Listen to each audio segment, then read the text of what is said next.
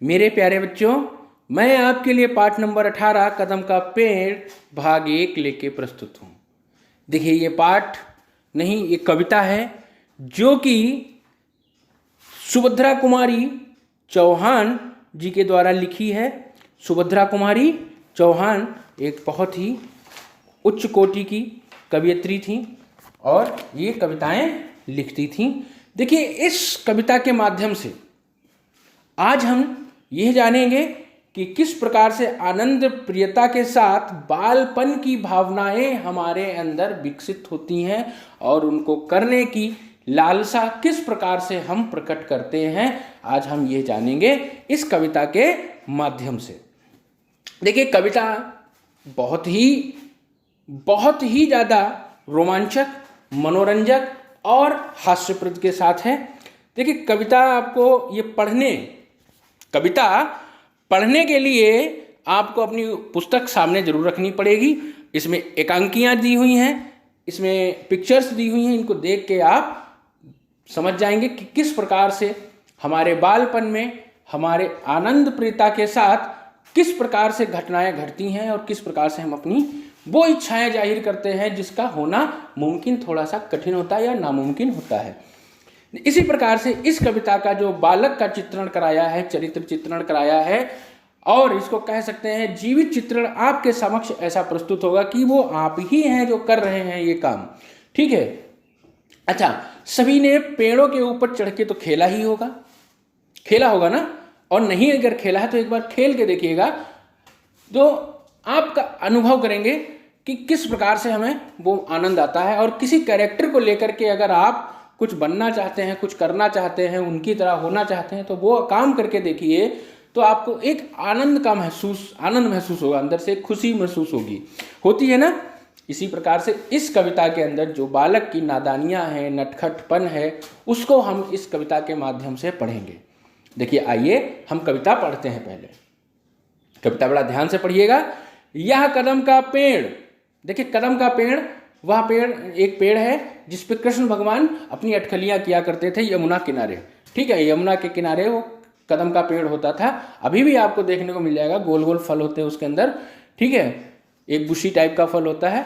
ठीक है, यह कदम का पेड़ अगर माँ से कहता है बालक कि अगर यह कदम का पेड़ माँ होता यमुना तीरे। ठीक है, गेंद की तरह गोल गोल फूल लगते हैं उसमें, कदम के पेड़ में। आपने देखा होगा, और नहीं देखा होगा तो हम आपको दिखाएंगे। ठीक है, होता यमुना तीरे, यमुना नदी, तीरे मतलब पास, मैं भी उस पर बैठ, इच्छा जाहिर करता है कि अगर यह कदम का पेड़ यमुना नदी के किनारे होता तो मैं भी इस पर बैठकर कन्हैया बनता धीरे धीरे। कन्हैया बनता, कन्हैया कौन? कृष्ण जी। जब बचपन में छोटे थे वो, तब वो क्या करते थे, जब छोटे थे बचपन में वो उस कदम के पेड़ के ऊपर चढ़ के बांसुरी बजाया करते थे, खेला कूदा करते थे। ठीक है, ले देती यदि मुझे बांसुरी, कहता है ये कदम का पेड़ यमुना के किनारे होता, इस पे मैं खेलता उठता बैठता, और माँ तुम मुझे बांसुरी ले देती, तुम 2 पैसे वाली, मतलब 2 पैसे की एक बांसुरी हमें ले देती, तो मैं उस पर बैठ कर के खेलता बजाता उसे, किसी तरह नीची हो जाती।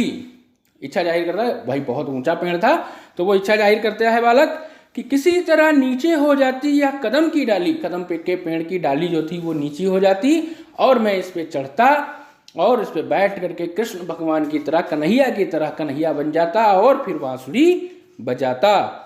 तुम्हें नहीं कुछ कहता, तुम्हें मैं कुछ नहीं कहता, पर चुपके चुपके आता, तुम्हें बिना बताए बिना कुछ कहे मैं चुपके से यहाँ आ जाता। उस नीची डाली से अम्मा ऊंचे पर चढ़ जाता, अम्मा मतलब माँ को संबोधित करते हैं यहाँ पे। ठीक है, मैं इस नीची डाली से उस पर चढ़ करके ऊंची डाल पे बैठ जाता, वहीं बैठ फिर बड़े मजे से मैं बांसुरी बजाता। फिर कहता है कि वहीं मैं ऊंचे पे बैठ करके बहुत अच्छे से अपनी मधुर स्वर में बांसुरी बजाता। अम्मा अम्मा कह बंसी के स्वर में तुम्हें बुलाता, बंसी के स्वर में जो स्वर निकालते उसमें बांसुरी जो बजाता, तो मैं अम्मा अम्मा कह करके उस बांसुरी के स्वर निकालता और तुमको मैं बुलाता। देखिए, इस बालक की कितनी बालपन की हास्य कविता है। ये एक हास्य भी कह सकते हैं, मनोरंजक भी कह सकते हैं हम, और आनंद प्रियता के साथ इसको हम पढ़ेंगे तो हमें और भी समझ में आएगा कि ये बालक अपनी मनोदशा को किस प्रकार से व्याख्यात कर रहा है।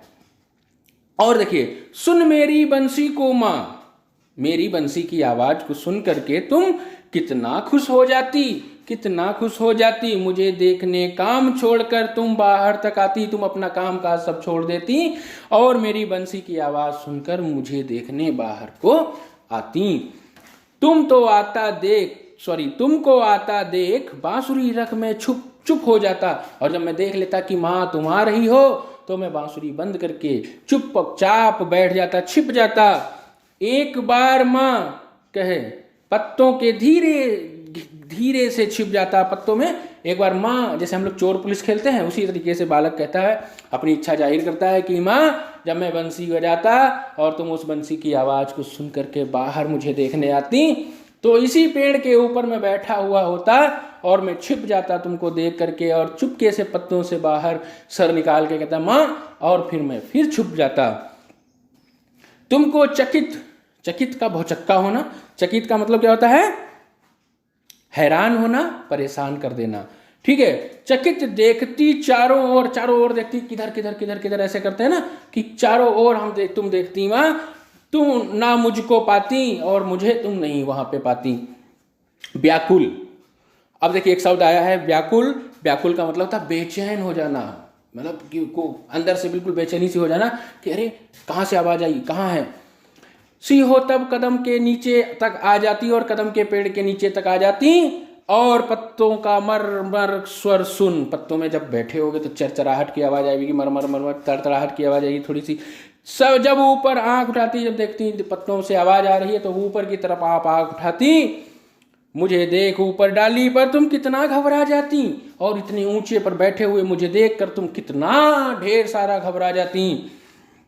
गुस्सा होकर मुझे डांटती, कहती नीचे आजा, पर जब मैं ना उतरता हंसकर कहती मुन्ना राजा नीचे उतरो मेरे भैया, तुम्हें मिठाई दूंगी, नए खिलौने माखन मिश्री दूध मलाई दूंगी। मुझे इस प्रकार से प्रलोभन और लालच दे करके उस पर की डाली से नीचे उतारती माँ तो मुझे बड़ा ही आनंद आता।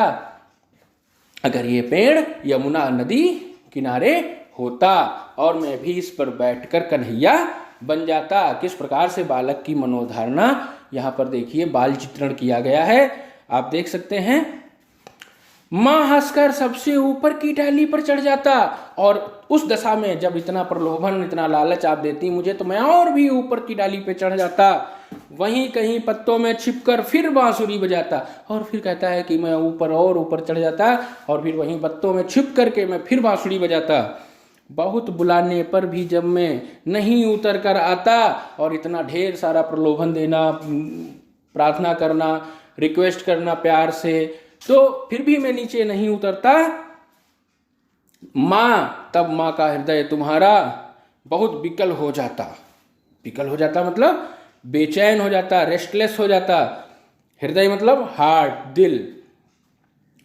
तुम आंचल फैलाकर अम्मा वहीं पेड़ के नीचे ईश्वर से कुछ विनती करती, बैठी आंखें मीचे, फिर कहती है तुम अपना आंचल फैला लेती और फिर वहीं भगवान से कुछ प्रार्थना करती उसी पेड़ के नीचे। तुम्हें ध्यान में लगी देख मैं धीरे धीरे आता, और जब तुम्हारी आंखें बंद होती, आंचल फैला होता, ध्यान में लगी होती, तब मैं धीरे धीरे नीचे आता और तुम्हारे फैले आंचल के नीचे छिप जाता, और तुम्हारे फैले हुए आंचल के नीचे मैं छिप जाता। तुम घबरा कर आंख खोलती पर माँ खुश हो जाती। जब तुम अपने मुन्ना राजा को गोदी में ही पाती, तब जब आप खुश हो जाती, आंचल के नीचे मुझे देखती आंखें खोलने पर, तब तुम खुश हो जाती, और फिर जो है, और फिर क्या, और तुम खुश हो जाती जब मुझे अपनी गोदी में पाती। इसी तरह कुछ खेला करते हम तुम धीरे धीरे, यह कदम का पेड़ अगर होता यमुना तीरे। देखिए किस प्रकार से इस कविता में सुभद्रा कुमारी चौहान जी ने एक बालक का मनोचित्रण किया है, बिल्कुल जीवित तरीके से इसमें दिखाया है और आपको बताया है, समझाया है। ठीक है, सुभद्रा कुमारी चौहान जी बहुत ही सुंदर कवियत्री, सुंदर लेख लिखती थी, कविताएं लिखती थी, रचनाएं करती थी, और इसका असर आप देख सकते हैं इस कविता के माध्यम से। आइए हम कुछ प्रश्न आपसे करते हैं इसी कविता के तहत, जो कि आपको उत्तर देना है। अच्छा ये बताइए, बालक किसकी तरह बनने की बात कर रहा है? देखिए ये प्रश्न जरा ध्यान से सुनिएगा। बालक किसकी तरह बनने की बात कर रहा है? बिल्कुल सही, बालक कृष्ण कन्हैया की तरह बनने की कोशिश करता है और बनने की बात करता है। अच्छा, कदम का पेड़ कहाँ पर होता? ये कहाँ विचार किया जा रहा था कि कदम का पेड़ कहाँ पर होता? बिल्कुल, कदम का पेड़ अगर यमुना के तरह होता, कहता है बालक, इसमें मनोधारणा अपनी इच्छा व्यक्त करता है कि कदम का पेड़ यमुना के पास होता। कहाँ होता? यमुना नदी के पास होता। बिल्कुल सही बात है। बालक कदम के पेड़ पर बैठकर क्या करता? बालक कदम के पेड़ पर बैठकर बांसुरी बजाता, अटखेलियां करता और अपनी नन्ही मुन्नी शरारतों से माँ का दिल बहलाता और उन्हें परेशान करता। यही तो था। बालक कैसे माँ को बुलाता? बालक माँ को कैसे बुलाता? बिल्कुल, बालक माँ को बांसुरी बजा करके उसके स्वर में अम्मा अम्मा कहकर बुलाता। बिल्कुल सही बात है बेटा, बिल्कुल सही। अच्छा ये बताइए, माँ को आता देखकर बालक कहाँ छिपने की बात कर रहा है? बालक माँ को आता देखकर कहाँ छिपने की बात कर रहा है? ठीक, बालक माँ को आता देखकर ऊंची डालियों में पत्तों के बीच में छिप जाने की बात कर रहा है। ठीक है, समझ गए बात को? बिल्कुल, वेरी गुड। अच्छा, माँ का हृदय व्याकुल क्यों हो उठता? माँ का हृदय व्याकुल क्यों हो उठता? सीधी सी बात है, माँ का हृदय व्याकुल इसलिए हो उठता क्योंकि वो उसको जब बुलाता माँ बांसुरी के स्वर में मामा अम्मा अम्मा कहकर, और वो बाहर निकल कर आती और उस बालक को कहीं न पाती तो वह व्याकुल हो उठती, और फिर पत्तों के बीच से जब वो आवाज़ देता अम्मा अम्मा की, माँ की, तो भी उसे इधर उधर ना पाती और ऊंची डाली पर चढ़ा हुआ देख करके माँ का व्याकुल हो जाता क्या? दिल। माँ का हृदय व्याकुल हो जाता। सीधी सी बात है। देखिए इस पाठ में जो हमने पढ़ा और जो हमने सीखा वह था एक बालक की मनोदशा।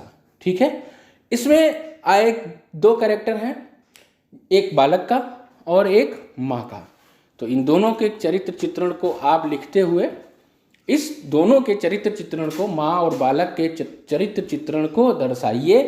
एक पैराग्राफ में इस कविता का सार लिखते हुए उसको अपनी उत्तर पुस्तिका में लिखो और उसके साथ ही साथ में उसको ग्रुप में पोस्ट करो, या अपनी कॉपी पे लिख करके उसको फोटो खींच के ग्रुप में पोस्ट करो। ठीक है, और इस कविता को आप गाइए, अपने स्वस्वर गाइए, और साथ ही साथ में इसकी समरी यानी कि सार अपने शब्दों में लिखिए। ठीक है, उसके बाद देखिए ये शब्दार्थ दिए हुए हैं आपको, जो आपकी पुस्तक में लाल रंग से जो कोष्ठक दिए हुए हैं, जो शब्द दिए हुए हैं, उनका ये है विषय विवरण। आप इसको करिए। फिर आपको मौखिक प्रश्न दिए हुए हैं, देखिए लिखित प्रश्न दिए हुए हैं, फिर सही उत्तर चुनकर उनका निशान लगाना है आपको। उसके बाद आपको इन पंक्तियों का अर्थ स्पष्ट करना है। ठीक है, ये पंक्तियां दी हुई हैं। तुम हो चकित देखती चारों ओर, ना मुझको पाती व्याकुल सी हो, तब कदम के नीचे तक आ जाती, पत्तों का मरमर स्वर सुनकर जब ऊपर आंख उठाती, मुझे देख ऊपर डाली पर तुम कितना घबरा जाती। ये कविता की पंक्तियां हैं जिनको आपको लिखना है और समझना है। ठीक है, और इसी के साथ उम्मीद के साथ कि आपको ये पाठ समझ में आया होगा, और इसी के साथ मैं आपसे विदा लेता हूँ। धन्यवाद, नमस्कार।